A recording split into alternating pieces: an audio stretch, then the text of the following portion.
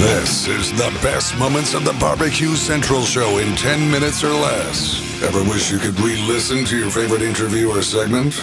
Do you enjoy hearing older shows for the first time in years? Then the best moments of the Barbecue Central show in 10 minutes or less is just what you need. Thanks for listening and enjoy the show. Hello, everyone. Welcome to this edition of the best moments of the Barbecue Central show in 10 minutes or less.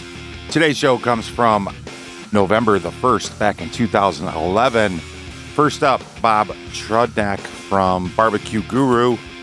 At this particular time, the BBQ self-contained bit controller was announced. Still a great tool today, just like it was back then. Let's get to know that a bit.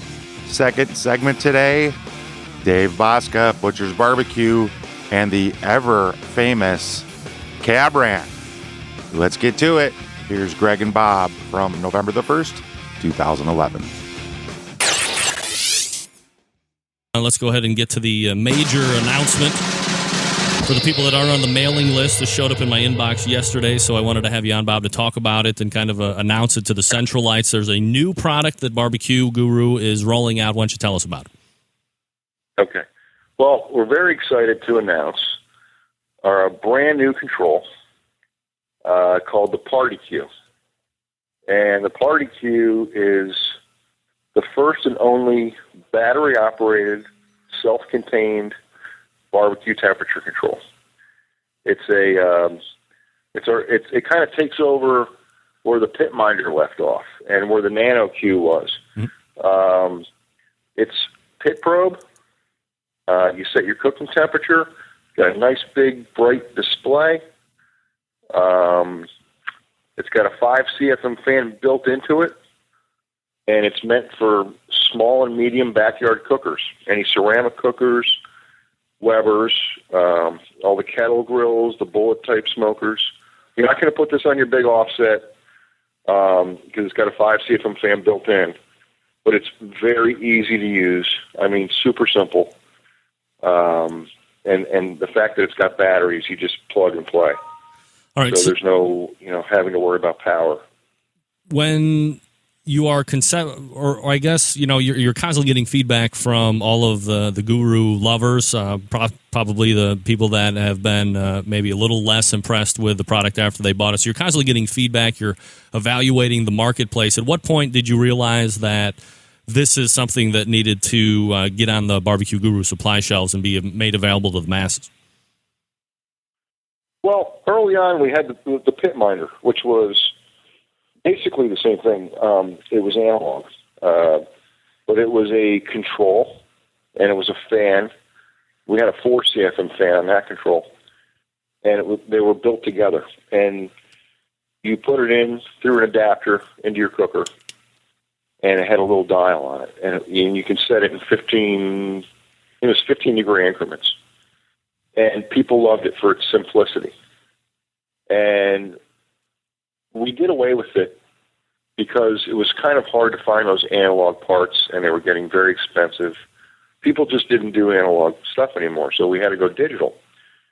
And I hated to see that go away because we get such great reviews on it. People loved it, but it just wasn't cost-effective anymore. And when we went to the Nano Q, there was no display in the Nano Q to keep the cost down, mm-hmm. to give something to people that was, at a very good price, very moderate price. And, I just knew that we knew there was something missing, and we knew people needed to see a display. They needed to see a number, right. Something to guide them. And that's what we did with the BBQ, is we're giving them the simplicity of the pit minder with the nice new bright red or bright display, LCD display. And we're very happy about it. And the fact that it's battery operated is just awesome, and we're getting great feedback. Yeah, and it's like a truly self-contained unit, which makes it even better. Yeah. Bob Trudnak exactly. Joining us here on the show.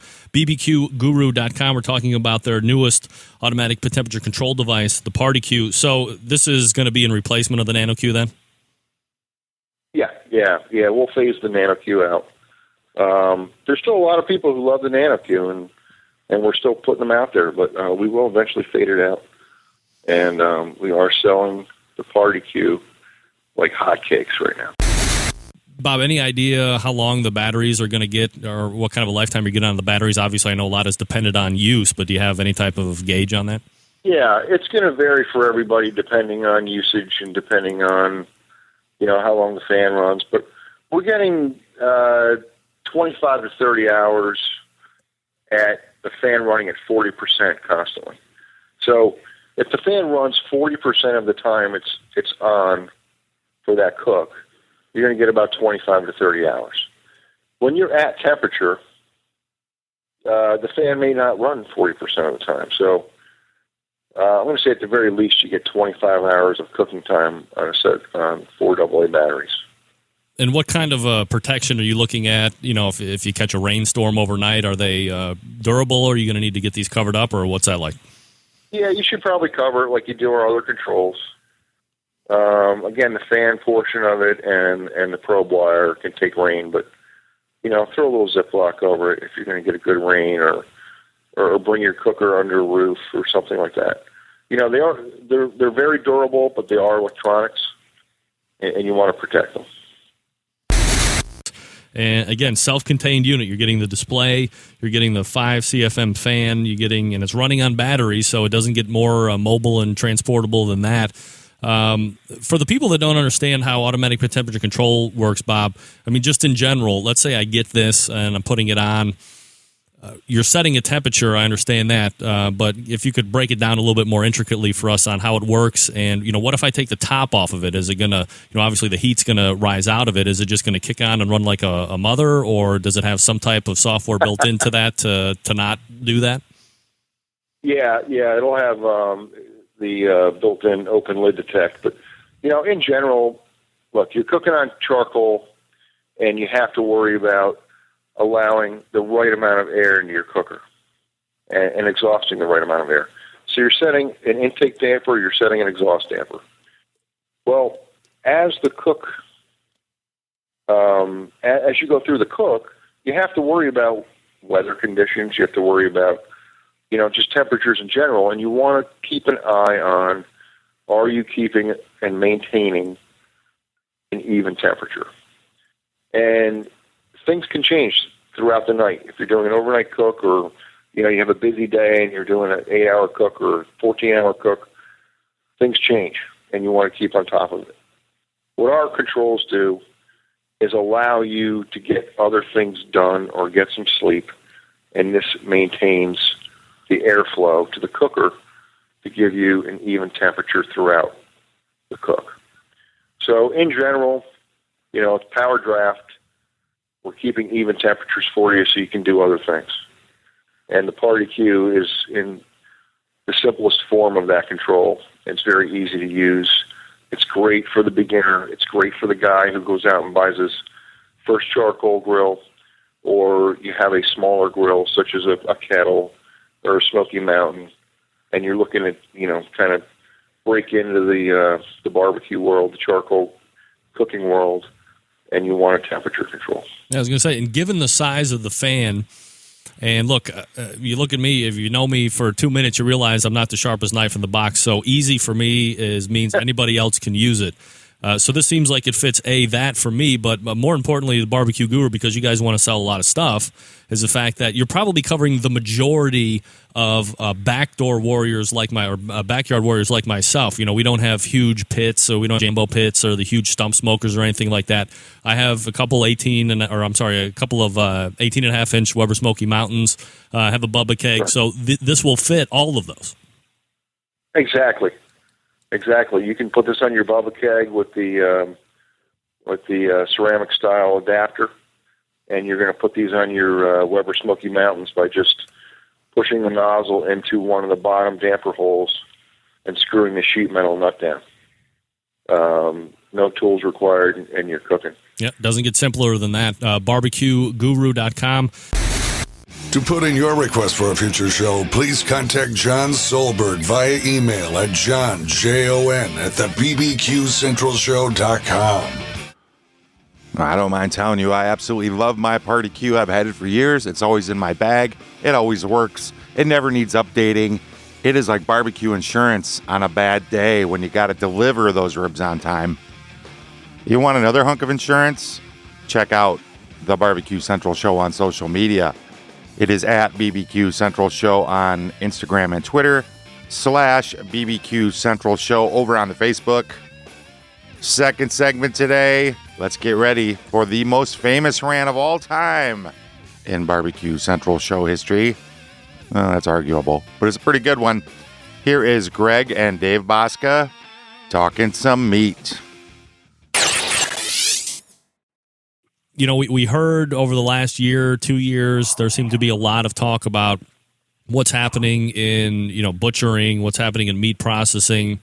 And there seemed to have been, at least initially, a run afoot where artisan ranchers were kind of sprouting up, and you were going to be able to get this beef that was not full of steroids, and they were feeding it one way and finishing it another to give it this taste and all this other stuff.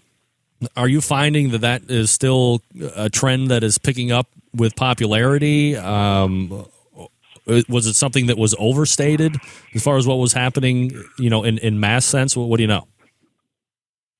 No, I don't think it was overstated. Do I find it growing?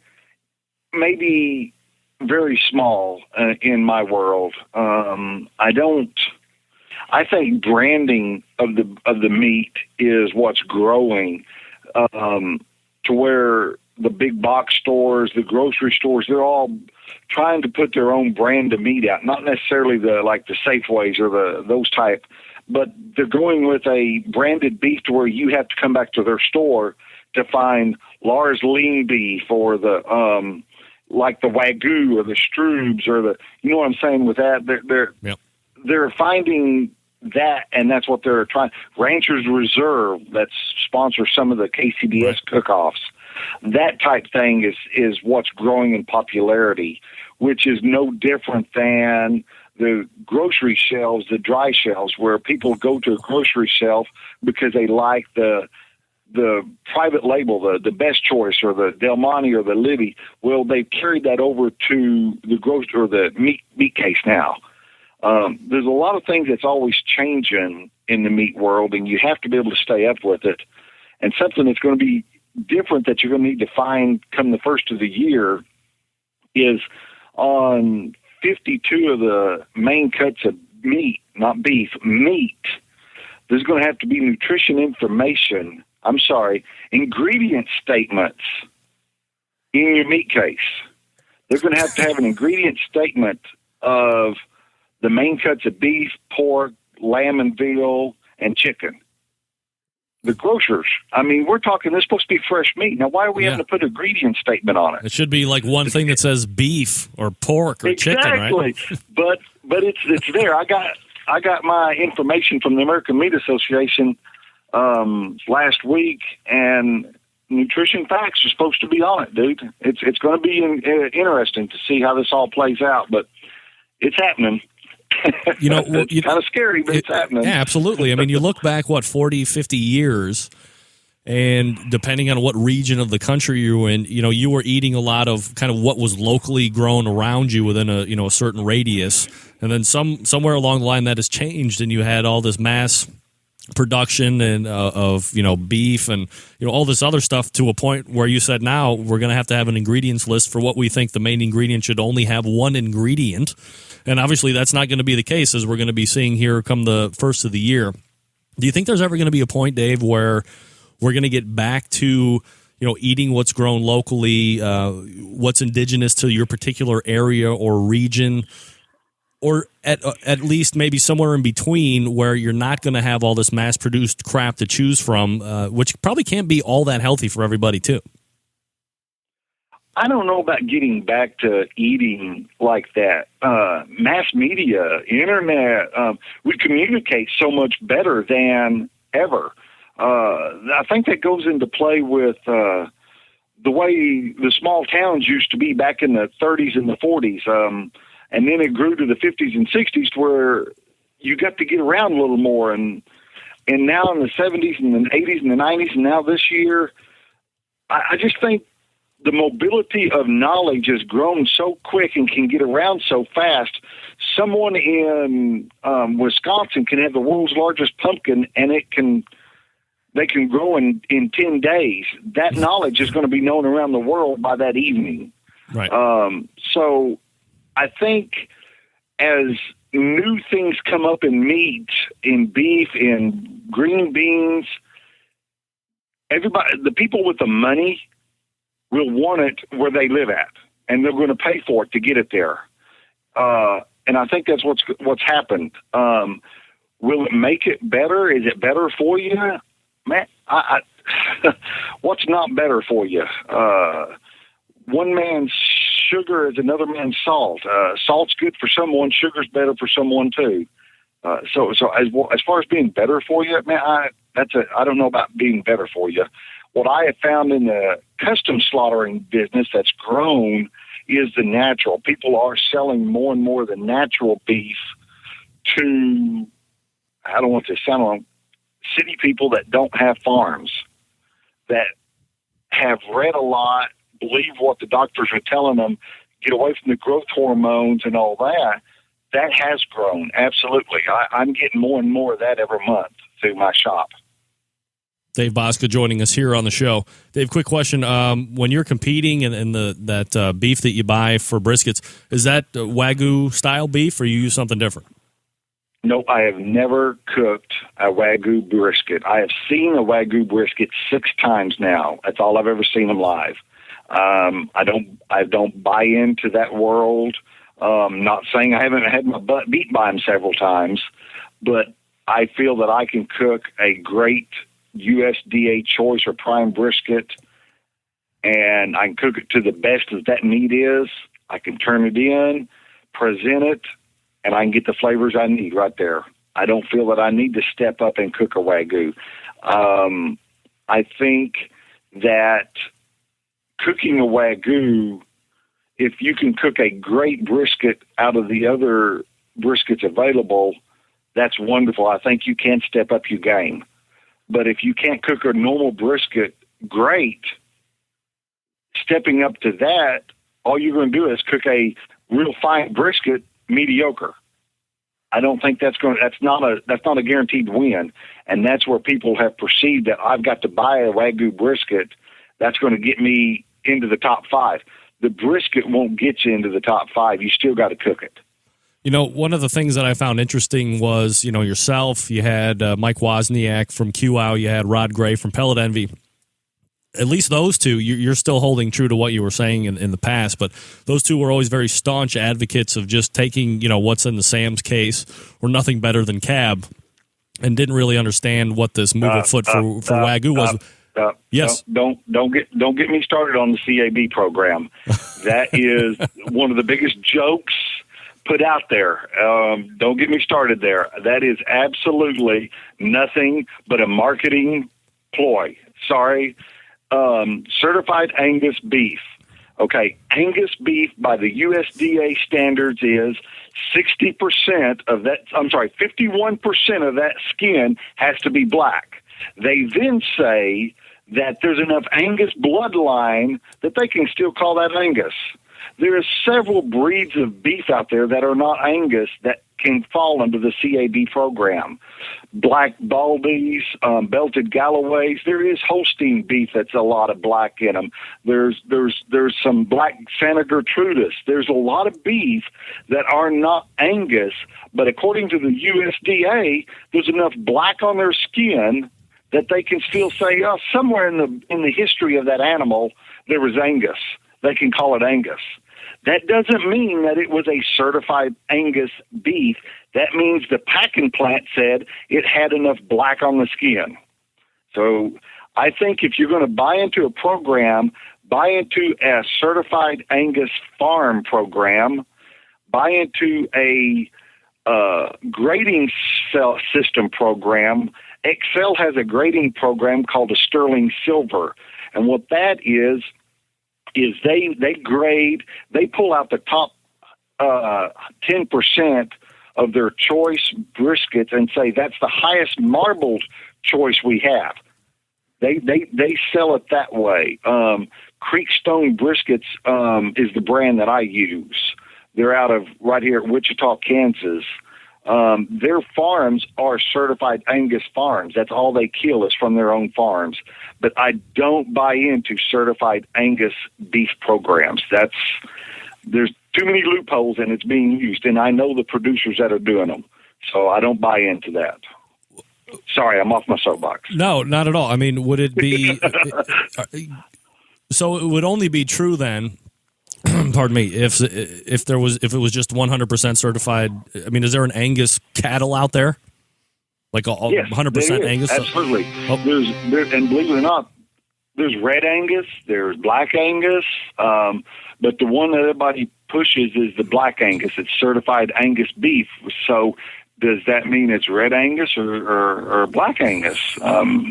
They predominantly go with black, but that's not the way it's wrote out. So it's hard to actually say. And that's Dave's thoughts on CAB. And he has a lot of other thoughts that are in this show as well. And if you head over to the bbqcentralshow.com, there will be a link in today's show notes to take you to the complete episode. Make sure you check that out. While you're there, if you haven't done so already, please subscribe to the Barbecue Central Show via podcast. Never miss an episode of this show or the really big Barbecue Central Show again. Until next time, on the best moments of the Barbecue Central Show in 10 minutes or less, I am your host, John Solberg, and I look forward to talking to you again soon.